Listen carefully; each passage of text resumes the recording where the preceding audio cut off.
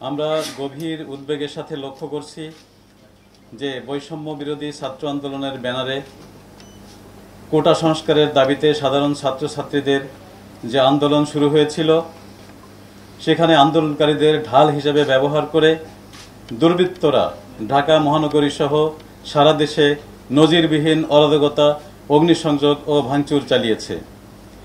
এ সহিংসতায় চরম জনদুর্ভোগের পাশাপাশি বিভিন্ন স্থানে সংঘর্ষ ও হতাহতের মতো দুঃখজনক ঘটনা ঘটেছে। এতে রাষ্ট্রীয় সম্পদের অবর্ণনীয় ক্ষতিসহ সাধারণ মানুষের জীবনের নিরাপত্তা বিঘ্নিত হয়েছে চরমভাবে।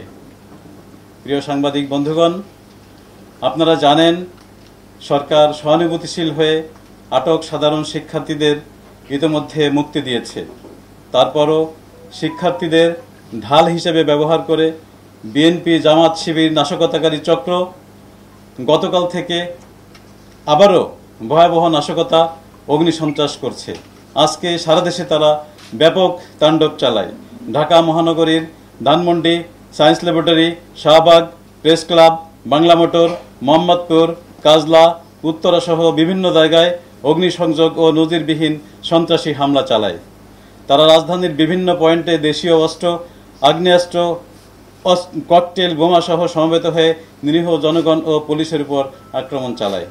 তাদের নারকীয় তাণ্ডবের হাত থেকে রেহাই পায়নি দেশের চিকিৎসা সেবার প্রাণকেন্দ্র বঙ্গবন্ধু শেখ মুজিব মেডিকেল বিশ্ববিদ্যালয়ও।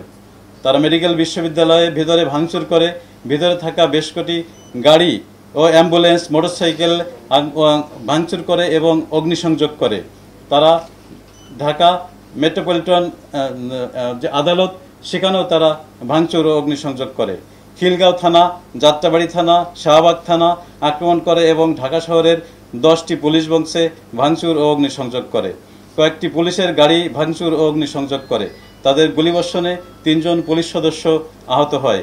ওয়ারি বিভাগের ডিসি সহ মোট 11 জন পুলিশ সদস্য আহত হয়। তাদের নাশকতামূলক কার্যকলাপ নিঃসন্দেহে প্রমাণ করে তারা কেউই ছাত্র নয়, তারা সন্ত্রাসী, তারা জঙ্গি, তারা আইন বিরোধী। প্রিয় সাংবাদিক বন্ধুগণ, আপনারা জানেন কোটা আন্দোলনের শুরু থেকেই ঢাকা মেট্রোপলিটন পুলিশ অত্যন্ত পেশাদারিত্ব ও চরম ধৈর্যের সাথে দায়িত্ব পালন করে আসছে। ঢাকা মেট্রোপলিটন পুলিশের পক্ষ থেকে সর্বাত্মক চেষ্টা করা হয়েছে যাতে সাধারণ মানুষ নিরাপদে চলাচল করতে পারে এবং কোথাও যেন আইন শৃঙ্খলা পরিস্থিতির অবনতি না ঘটে।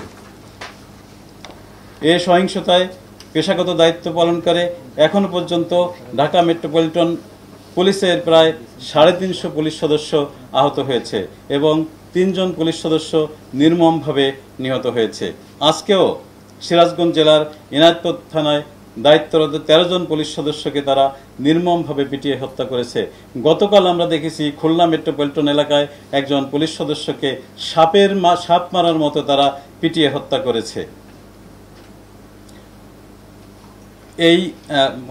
এই সন্ত্রাসী গোষ্ঠী যে কার্যক্রম করছে এটিতে আমাদের পেশাগত দায়িত্ব পালনে যে আইনানুগ ব্যবস্থা গ্রহণ করা দরকার সেটি যথাযথভাবে করা হবে। আমাদের পেশাগত দায়িত্ব পালনে আইন শৃঙ্খলা বাহিনীর সদস্য এবং সাংবাদিক সহ অনেকেই হতাহত হয়েছে। আমরা এর জন্য দুঃখ প্রকাশ করছি, আপনারা সেটি জানেন। প্রিয় সাংবাদিক বন্ধুগণ, আমরা এ পর্যন্ত যথেষ্ট সহনশীলতা প্রদর্শন করেছি, যথেষ্ট সংবেদনশীলতা প্রদর্শন করেছি। আমাদের ব্যবস্থা গ্রহণ কোনো ছাত্রের বিরুদ্ধে নয়, আমাদের ব্যবস্থা গ্রহণ কোনো ছাত্রীর বিরুদ্ধে নয়, আমাদের ব্যবস্থা গ্রহণ সন্ত্রাসীদের বিরুদ্ধে, নাশকতাকারীদের বিরুদ্ধে, অগ্নিসংযোগকারীর বিরুদ্ধে, পুলিশ হত্যাকারীর বিরুদ্ধে। তাদেরকে বিন্দুমাত্র ছাড় দেওয়ার কোনো প্রশ্নই আসে না। প্রিয় সাংবাদিক বন্ধুগণ, আপনারা জানেন যে সারা বাংলাদেশে কারফিউ চলছে। আমি ঢাকা মহানগরীবাসীকে সবিনয়ে অনুরোধ জানাতে চাই তারা যেন কারফিউর নিয়মকানুন মেনে চলেন এবং কোনো অবস্থাতেই তারা যেন ঘর থেকে বাহির না হন। আইনের প্রতি শ্রদ্ধাশীল থাকার জন্য এবং পুলিশকে সহযোগিতা করার জন্য আমি নগরবাসীর প্রতি বিনীত অনুরোধ জানাচ্ছি। ধন্যবাদ সবাইকে।